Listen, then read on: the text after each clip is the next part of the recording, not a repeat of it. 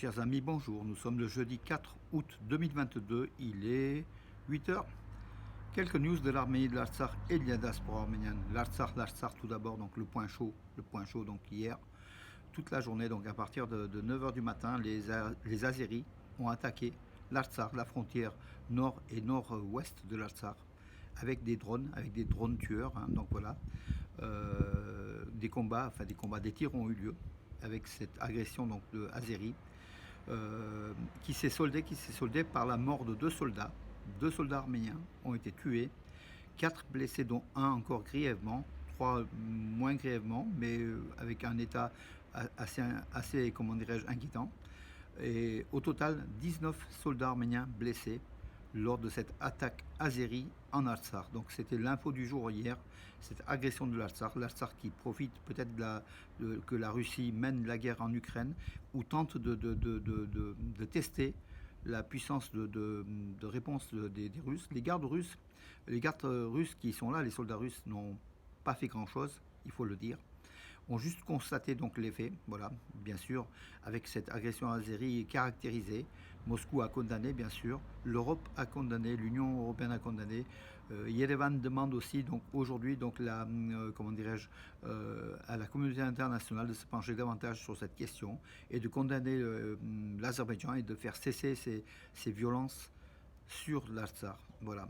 Entre-temps, le Araïk Haroutunian, le président de la République d'Artsakh, a décrété une mobilisation partielle des forces, des forces arméniennes de l'Artsakh. Voilà la situation assez dramatique. Donc ce matin, a priori, des tirs n'étaient pas signalés. On verra donc dans le cours de la matinée si la situation s'est stabilisée. Mais en tout cas, d'après Bakou, plusieurs positions militaires arméniennes ont été récupérées par l'Azerbaïdjan.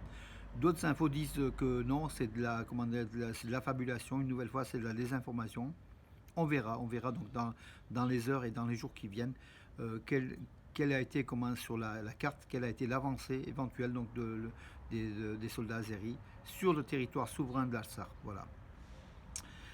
Arman Tatoyan, donc le monsieur de droits de l'homme en Arménie, dénonce bien sûr ces violations et dit qu'à chaque fois nous ne devons pas nous laisser gagner par un faux pacifisme. Bien sûr, il montre Yerevan et Ankara qui engagent des pourparlers, bien sûr de paix, avec Bakou, mais en même temps Bakou agresse l'Arménie pendant que Yerevan tente d'établir des relations diplomatiques avec Ankara. Peut-être c'est la Turquie qui a donné le feu vert donc, à cette attaque, sans doute même, voilà. Une Turquie qui négocie avec l'Arménie un rapprochement diplomatique, mais en même temps qui arme son allié, l'Azerbaïdjan, le couple donc turco-azéri qui a attaqué l'Artsakh avec le sang arménien qui a été versé, 19 soldats blessés, 2 soldats arméniens morts. Voilà, donc la situation est quand même assez dramatique. Aujourd'hui, on est triste de cela, mais ça arrive. Entre temps, des rumeurs avaient couru que la route Chouchi-Bert-Solgoris était fermée. Stepan Raket a affirmé que non, cette route est toujours ouverte, elle est en fonctionnement tout simplement. Voilà.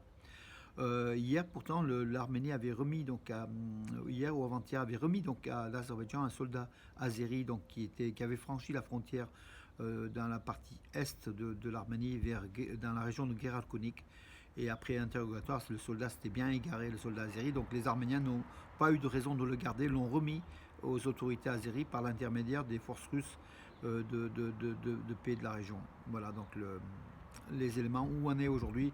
On verra aujourd'hui si la situation précaire d'arrêt des coups de feu se poursuit.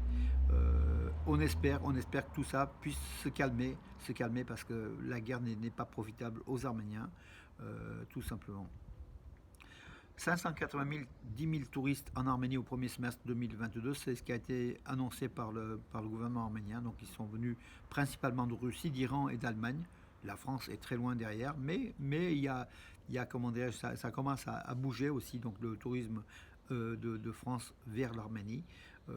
Et les autorités chargées du tourisme en Arménie font le maximum pour essayer d'attirer de nouvelles clientèles et développer la clientèle française en Arménie avec des propositions multiples au niveau des séjours touristiques. L'offre est de plus en plus large et importante. Voilà mes amis, donc on est un peu, donc le fait du jour c'est bien sûr l'Artsakh, l'attaque de l'Artsakh, hein, donc, et puis bon l'Arménie, le club en football, mais c'est du dérisoire. Punic Yerevan, champion d'Arménie, était disputé pour le troisième tour des éliminatoires de la Ligue des Champions à Belgrade contre l'Étoile Rouge de Belgrade, champion donc de Serbie, une équipe très très puissante. L'Étoile Rouge de Belgrade s'est imposée, a écrasé même Punic 5-0 avec deux erreurs du gardien arménien David Yochenko, deux erreurs des arrières arméniens, des buts très bêtes, bon, dont on est relativement coutumier. Et puis bon, un exploit donc, de la part donc, des Serbes qui auraient pu gagner que de 2-0 ou 1-0, voilà 5-0. Au match retour la semaine prochaine, l'affaire est déjà bouclée, hein. Donc voilà, le Punic va être éliminé selon toute probabilité de cette Ligue des Nations pour se retrouver en Ligue de l'UEFA en fait, hein. Voilà, donc Punic disputera donc aussi des matchs de poule en UEFA, donc l'Europa League, pardon. Voilà, voilà, mes amis. Et puis, un point final. Donc, on va essayer aujourd'hui. Donc, dès qu'il y a des infos, si elles sont importantes, je vous ferai une vidéo, donc une intervention. Mais là, on attend, on attend. C'est vrai qu'on est un peu sur le qui-vive de ce qui va se passer. Et puis de la réaction aussi du monde, hein, de l'Europe, de Washington, de Moscou. Euh, voilà. La réaction de Moscou n'est pas très forte, hein, voilà, en disant que nous avons fait l'intermédiaire pour faire cesser le feu, tout simplement, hein. Donc Moscou ne prend pas fait et cause pour les Arméniens, non plus pour les Azéris de façon ouverte, mais on sait que Moscou ne remplit peut-être pas son rôle plein, donc on verra son attitude dans les heures à venir, si elle est ferme, si elle dissuade, voilà, parce qu'elle est là pour dissuader aussi, hein, cette force de paix, sinon elle sert à rien. Voilà mes amis pour aujourd'hui. En tout cas, bonne journée et à demain.